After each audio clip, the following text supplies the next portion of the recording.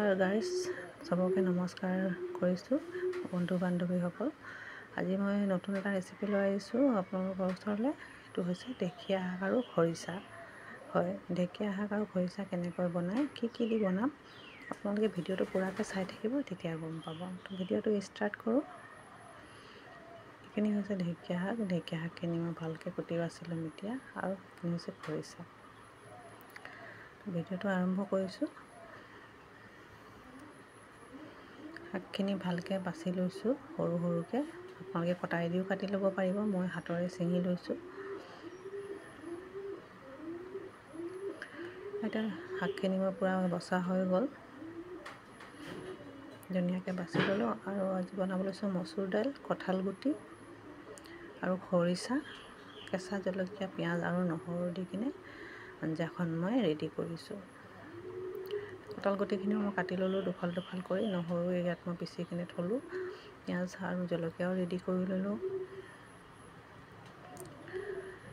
এইখিনি হৈছে শাকখিনি ধুই মেলি ৰেডি কৰি ল'লোঁ। আৰু এতিয়া বনাবলৈ আৰম্ভণি কৰোঁ, আপোনালোকে চাই থাকক।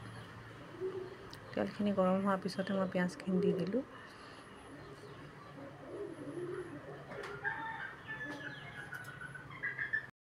গোটেই ভিডিঅ'টো চালে কেনেকৈ কি দিছোঁ, কেনেকৈ কৰি বনাইছোঁ, তেতিয়াহে গম পাব। আধাত যদি কাটি দিয়ে, ভিডিঅ'টো আধৰুৱা হৈ থাকে, আপোনালোকে ৰেচিপিটো বুজি নাপাব।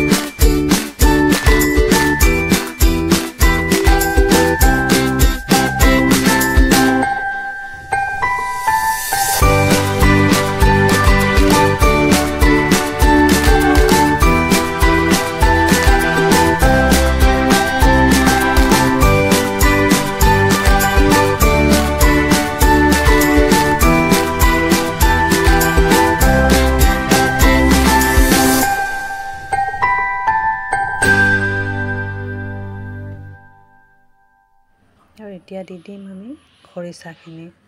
হয়, এতিয়া বস্তুখিনি মজি যাব, তাৰপিছত খৰিচাখিনি দিব লাগিব, নহ'লে মানে টেঙা পাই কিনে বস্তুখিনি নিসিজিব। শাক, কঁঠাল গুটি এইখিনি তো অলপ সিজাই ল'লোঁ। সিজোৱাৰ পিছত খৰিচাখিনি দি দিলোঁ। এতিয়া ভালকৈ অলপ দেৰি মজাই কিনে তাৰপিছত পানী দি ঝোল দি দিব পাৰিম। তাৰপিছত মোৰ খৰিচা তৰকাৰী ৰেডি হৈ গৈছে প্ৰায়। এতিয়া মই কেৰাহীত ঢালি দিলোঁ কুকাৰত বহাইছিলোঁ কঁঠাল গুটিখিনি সিজাবৰ কাৰণে। কঁঠাল গুটিখিনি বহুত টান থাকে, সেইটো কাৰণে মই কুকাৰত দি দিলোঁ সোনকালে হ'বলৈ। তো এটা চিটি মাৰিলোঁ, হৈ গ'ল। এতিয়া খৰিচাখিনি দি অলপ মজোৱাৰ পিছত মই নমাই দিলোঁ। আৰু এতিয়া মই ইয়াত পানী দি দিম।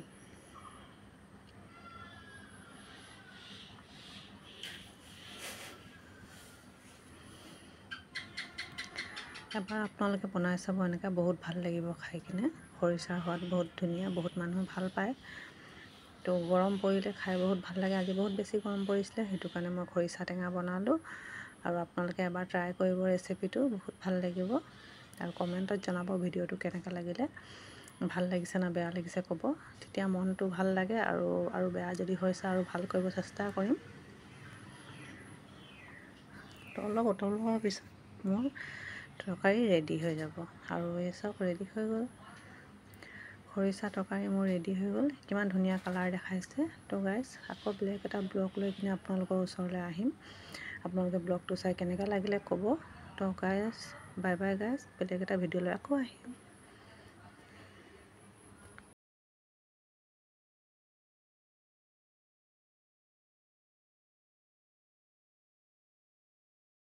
এটা ব্লগ লৈ আকৌ আপোনালোকৰ ওচৰলৈ আহিম। তো থেংক ইউ গাইজ, বাই।